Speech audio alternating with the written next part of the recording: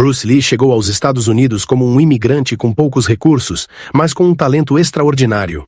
Ele tinha um objetivo claro: conquistar o sonho de Hollywood. Hoje, retornamos ao cemitério Lakeview, em Seattle, para visitar o local de descanso de uma verdadeira lenda do cinema e ícone das artes marciais, Bruce Lee. Seu falecimento repentino surpreendeu o mundo inteiro e sua sepultura se transformou em um símbolo de paz e homenagem. Por mais de 50 anos, o túmulo de Bruce Lee permaneceu intocado, um local silencioso onde fãs prestavam tributo ao seu legado. No entanto, em 2025, durante o que deveria ser apenas uma manutenção rotineira, trabalhadores fizeram uma descoberta completamente inesperada. Debaixo da pedra, encontrava-se uma verdade oculta, algo que reacenderia o fascínio global e despertaria emoções profundas mais uma vez. O que foi encontrado dentro do túmulo de Bruce Lee? Vamos descobrir.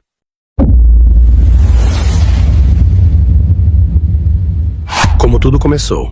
Antes de Bruce Lee se tornar um ícone, um lutador ou uma estrela do cinema, ele era apenas um adolescente inquieto, enfrentando as ruas lotadas de Hong Kong, já desferindo golpes contra o mundo, muito antes de o mundo saber seu nome.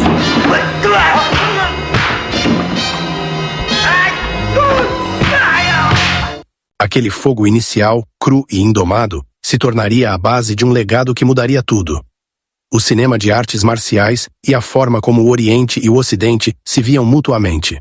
Bruce Lee nasceu em São Francisco, no ano de 1940, durante a turnê de ópera chinesa de seu pai.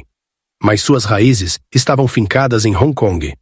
Batizado como Lee Jun-fan, ou Retornar Novamente, ele foi, desde o início, uma criança de dois mundos.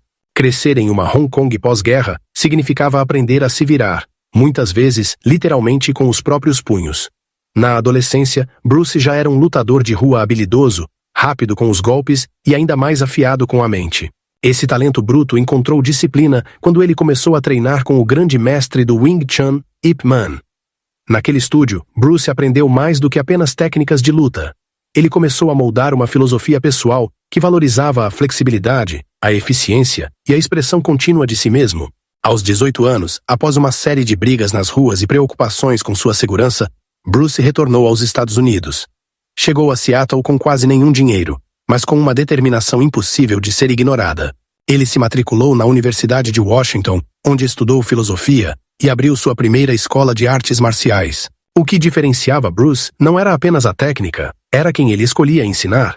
Em uma época em que as artes marciais eram frequentemente mantidas como tradição fechada a certas culturas, Bruce abriu as portas para todos, independentemente de etnia ou origem. Essa decisão causou incômodo em círculos tradicionais, mas também pavimentou o caminho para algo revolucionário.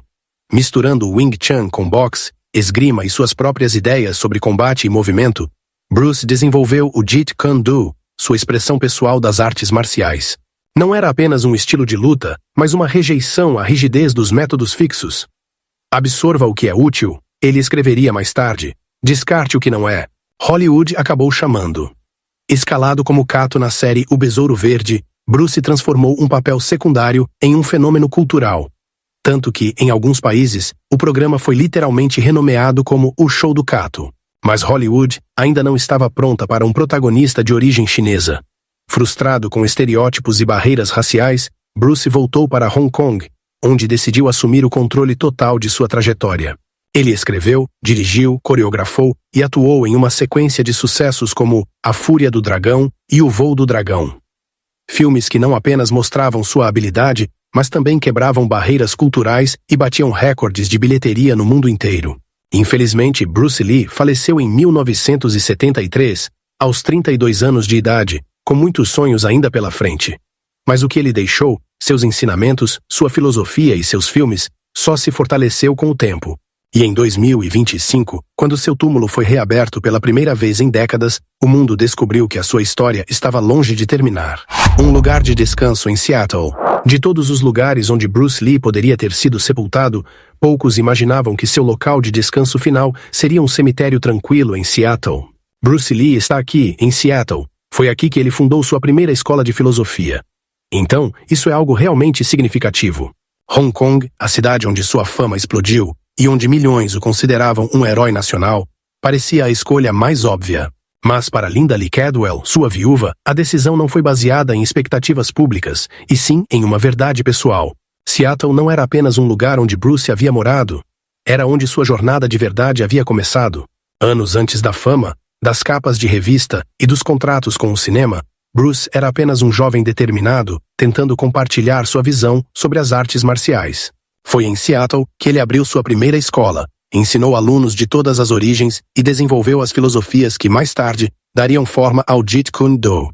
Também foi nessa cidade que ele conheceu Linda, se apaixonou e começou a construir uma vida. Uma vida que ainda estava em formação quando o destino interrompeu tudo. Em uma entrevista pouco tempo após a partida de Bruce, Linda explicou que Seattle guardava as lembranças mais significativas do casal. Foi onde Bruce construiu um futuro baseado na inclusão, na disciplina e na autoexpressão. E isso tornava Seattle o lugar mais apropriado para ele descansar. Em 31 de julho de 1973, poucos dias após sua despedida inesperada, uma cerimônia privada foi realizada no cemitério Lakeview, localizado nas Colinas Silenciosas, com vista para o Lago Washington. O local foi escolhido por sua serenidade e respeito. Amigos e colegas, incluindo James Coburn e Steve McQueen, se reuniram em silêncio enquanto Bruce era sepultado em um túmulo marcado por uma lápide de granito polido. O design da lápide unia influências orientais e ocidentais, exatamente como o próprio Bruce. Caracteres chineses estavam lado a lado com frases em inglês, incluindo uma de suas citações mais famosas. A chave da imortalidade é, primeiro, viver uma vida que vale a pena ser lembrada. Com o passar das décadas, o túmulo se tornou mais do que um memorial. Transformou-se em um destino sagrado para fãs, artistas marciais e pensadores de todo o mundo. Visitantes deixavam flores, cartas escritas à mão, nunchakus e bilhetes com histórias pessoais sobre como Bruce havia transformado suas vidas. Para muitos, aquele não era apenas um túmulo. Era uma sala de aula, um santuário, uma fonte de força. E assim, quando o local foi programado para manutenção em 2025, não se tratava apenas de uma atualização estrutural. O mundo parou. Aquilo que permaneceu intocado por 52 anos estava prestes a ser aberto. O dia em que o mundo se comoveu. Poucas despedidas de figuras públicas geraram tanta confusão, suspeita e tristeza quanto a de Bruce Lee. Quando a notícia se espalhou, em 20 de julho de 1973, de que o ícone das artes marciais, com apenas 32 anos, havia partido repentinamente em Hong Kong, o mundo teve dificuldade para processar o acontecimento. Bruce não era apenas uma estrela em ascensão no cinema. Ele era uma força cultural, um símbolo de força, disciplina e superação que desapareceu no auge da carreira. E não foi apenas a perda que abalou as pessoas. Foi também o quanto se sabia pouco sobre o que realmente havia acontecido naquele dia. Bruce estava em um apartamento pertencente à atriz Betty Ting Pei, supostamente revisando um roteiro do filme Jogo da Morte. Em determinado momento, ele reclamou de uma dor de cabeça. Ting lhe deu um analgésico comum. O que aconteceu em seguida continua sendo motivo de debate até hoje. Bruce deitou para descansar e nunca mais se levantou. Paramédicos o levaram às pressas para o Hospital Rainha Elizabeth, mas ele foi declarado sem sinais de vida naquela mesma noite. Segundo o laudo divulgado pelo legista em setembro daquele ano, a causa oficial foi um edema cerebral, um inchaço no cérebro causado provavelmente por uma reação adversa ao medicamento. Nenhuma autópsia foi realizada, o que era o procedimento padrão em Hong Kong na época, desde que não houvesse indícios claros de crime. Mas para muitos, essa explicação parecia incompleta desde o início.